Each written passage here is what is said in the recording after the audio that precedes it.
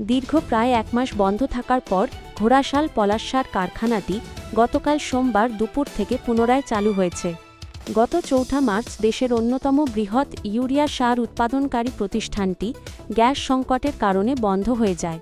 এর আগে গত 31 মার্চ সন্ধ্যায় গ্যাস সংযোগ পুনরায় পাওয়ার পর উৎপাদন কার্যক্রম শুরু করার উদ্যোগ নেওয়া হয়।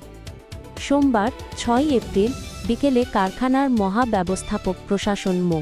ফখরুল আলম বিষয়টি নিশ্চিত করে জানান, সরকারি নির্দেশনার পরিপ্রেক্ষিতে গ্যাস সরবরাহ বন্ধ থাকায় উৎপাদন সাময়িকভাবে স্থগিত রাখা হয়েছিল। তবে পুনরায় গ্যাস সংযোগ পাওয়ার পর সোমবার দুপুর 12টা থেকে উৎপাদন শুরু হয়েছে। প্রায় 15,500 কোটি টাকা ব্যয়ে দক্ষিণ এশিয়ার সর্ববৃহৎ এই কারখানাটি স্থাপনের পর 2023 সালের 12 নভেম্বর আনুষ্ঠানিকভাবে উদ্বোধন করা হয়। 2024 সালের 11 মার্চ কারখানাটির উৎপাদন শুরু হয়। কারখানাটি থেকে বার্ষিক 10 লাখ মেট্রিক টন ইউরিয়া সার উৎপাদনের সক্ষমতা রয়েছে। গত অর্থবছরে লক্ষ্যমাত্রা ধরা হয়েছিল 8 লাখ মেট্রিক টন ইউরিয়া সার।